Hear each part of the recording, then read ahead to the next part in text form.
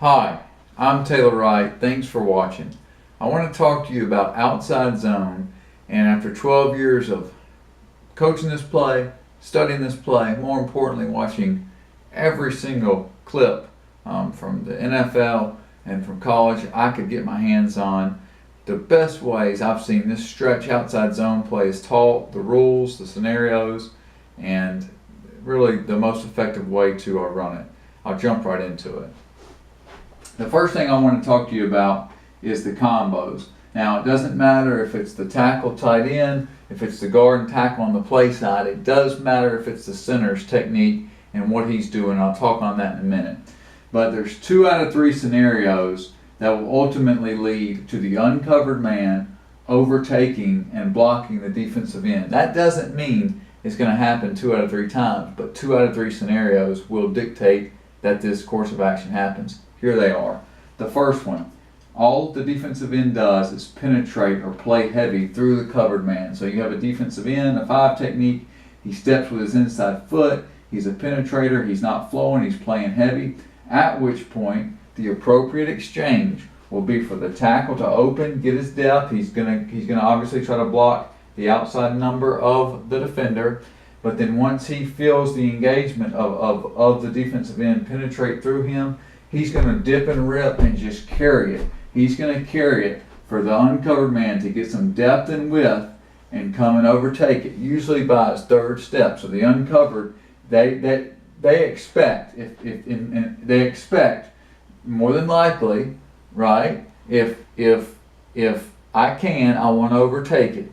So uncovered man gets his depth and width. He runs over there. He tries to get his backside hand through the middle of the defensive end so he can reach it, seal him inside for the ball carrier to go outside of the block. The covered man takes his step.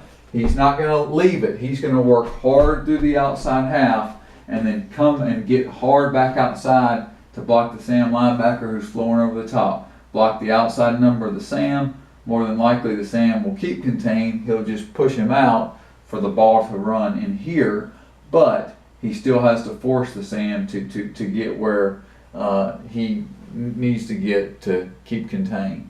The other scenario, obviously, where the ball goes outside is a hard inside pinch, which the tackle, again, doesn't want to leave it. He'll take a step and then he'll flatten it before he climbs to the 2nd level.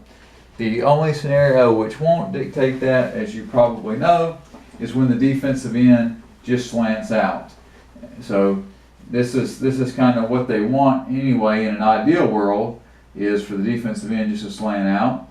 And so if he does do that, then he'll still work to get his head to the outside number, and then he'll take his backside arm and just really club it out so the ball can cut behind it all. Now, the uncovered man, because he's getting some depth and running over here, and it'll be on that 3rd step. Once again, he'll either overtake it on that 3rd step or he'll climb on that 3rd step. He can't really help it, but the angles of departure from everybody will help space the play out, and it'll give him enough space, hopefully, to keep the ball carrier clean, because he can flip it out. I'm going to talk about the mid zone and how you can run that in my next video, and how it all goes together, how it looks the same, so on and so forth. But right now, just know, whether it's a tight end with a 6 technique, blocking to a Sam, or a defensive end on a 5 technique, the 2 out of 3 scenarios are going to be the covered man, the tight end, running through the outside half of the defender if he doesn't move, so the uncovered man can overtake, or it's going to be the slant or the outside, just keep him contained. More than likely, he'll keep contained 80% of the time. And so you'll get more of that stretched look, that space created naturally. But if they don't, if they play heavy, then you have an answer for it, because the ball can be in coordination with how you've blocked it. The only situation that's different is when a center is blocking. Now, so when a center is going to a 3 technique or a 2-eye, this is what he has to do. He's going to go to what we call a mini pull technique. and he's literally going to get a yard and a half of depth, and he's going to run 4 or 5 yards until he gets his body where it needs to get to block the 3 technique, or a 2-eye or a 2 or whatever. So he's literally going to just pull and run to get his body where it needs to get, and he's not going to beat him vertically until he beats him horizontally. The guard's the same scenario as the tackle or tight end. He's stepping hard through it. He's dipping and ripping, and he's going to carry it. He can't leave it. He really is very cognizant about pushing heavy through that outside shoulder of the 3 technique, and at least stalemating him so he can't compress the play that way. Now, if it's a hard slant, obviously that changes things. But most of the time, these guys don't do that because they are a little bit bigger and a little bit slower. So if the center runs a good pull technique, a bubble, a mini pull, whatever term you want to give it, if he does those things, gets his depth and runs, he's in a huge advantage to be able to reach the 2-eye, the 3 technique, the 2 technique, as long as they play heavy. And so oftentimes they do, and the worst case scenario is that this guy doesn't dip and rip and carry it hard enough, and he doesn't get his body in position by going to that pull technique, and the 3 technique can condense the play and tackle the ball carrier. You see that a lot, whether it's a 3 technique, whether it's a 2-eye, the ball has to have some, a crease to run through, and when you can split the defense with the appropriate angle of departure by using depth and width on the outside zone, that's kind of the ideal situation.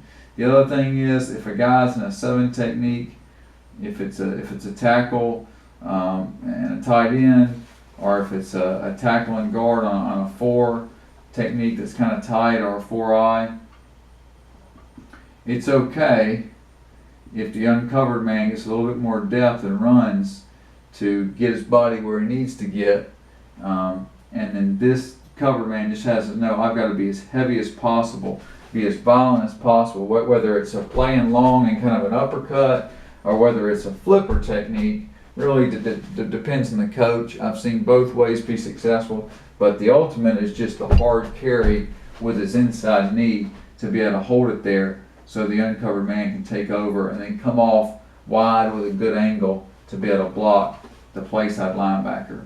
On the back side of the play, we've got to get a cutoff here.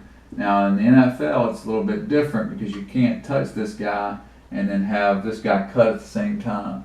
So you're seeing a lot more of this now, where the backside guard is just taking a great angle toward kind of the next inside linebacker over. He's running one linebacker over, but his eyes are on the wheel backer to seal him. And the backside cut from the tackle or tight end or whatever, obviously, is so important. And the best way I've seen to practice this is to have a offensive player who's in position to cut, have a defender holding a cut dummy, and have him run 2 or 3 steps, really 2 or 3 yards over, and then back up a yard or 2 as well. And what that does is it makes the man who's cutting, who's going to run 5-6 yards, he's going to get his depth and run. He's going to have his eyes on the inside of the guy he's cutting, and he's going to have to surge hard upfield before he cuts. And it's practicing the dummy holder to run not only wide but back, that makes him surge hard to have the inertia and the momentum to actually get the cut. And whether it's a monkey roll once he gets there and he flips and spins, which is good because it makes the defender either cuts him or it makes him play with his hands, or if he's just keeping his backside shoulder square and trying to really, dip and rip through the inside knee. Either one can be effective, but I think the best way to really hone that down is to have a guy line up inside, have him run not only inside but also back up, so the tackle knows I've got to beat him again, same as the center. I got to beat him horizontally before I beat him vertically. I'm going to have to get some depth. I'm going to have to run, and then I'm going to have to surge through the inside knee. for that. And it's the same for a guard if he's cutting a shade. It's the same if it's a bear look. I've seen this look where teams, where the backside tackle gets no help. He's got to cut the three by himself. The center's working with the tackle, whether it's on what I'll show you in a minute, the mid zone, or whether it's a true stretch play. In which case, both these guys just have to get their depth and run, and it's going to be way down there. It's going to be 5 or 6 yards to toward the play side. But the key is to have the inertia and momentum to surge hard up through the cut. This has been the Outside Zone. I hope you enjoyed it.